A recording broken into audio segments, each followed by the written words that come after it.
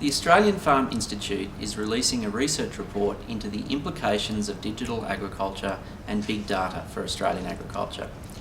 Mark, you've been conducting this research over the last 12 months. What's in the report?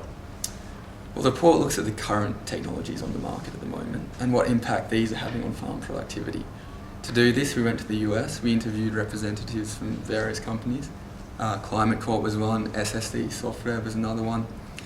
What we found is that the industry is rapidly changing, and I suppose like any rapidly changing industry, there's going to be some confusion over the rules of engagement. Issues like who owns the data. There's still some lingering issues over the privacy also. I think perhaps the biggest was the concern from companies of how they're going to extract value from the data. And also the same thing applies to farmers. How are they going to extract value from the data? So farmers have been trying to get value from digital agriculture for some time now. The earliest yield monitors were probably invented about 30 years ago. What's new? Is it this concept of big data? And is big data just hype, or is it something real that farmers really are going to get a benefit from? Well, we would certainly take the view that it is real. It's not pure hype, although it has been hyped up quite a bit.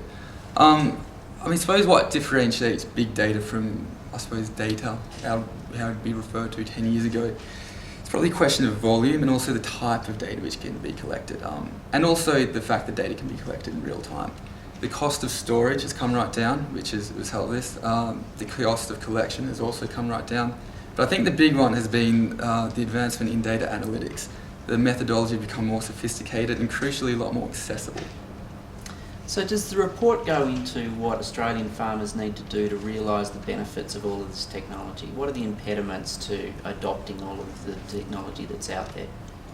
Sure. Some of the things we'd like to see is a push towards an open data standard. Or if this isn't possible, we'd like to see APIs emerge that make transferring data from different platforms much more easy, or at least easier than what it is at the moment. We'd also like to see further agreements on the use of data, particularly in contracts. And finally, one last long-standing issue, probably better telecommunications infrastructure. Okay, thanks Mark. As someone that's been personally involved in precision agriculture for a long time now, I think this is a really exciting time to be in terms of digital agriculture. There's a lot of activity happening, there's a lot of new ag tech startups and a lot of new technologies becoming available to Australian farmers.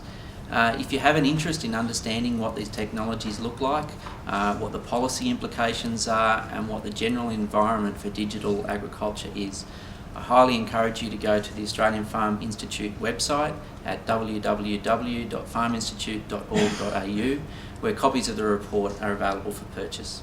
Thank you.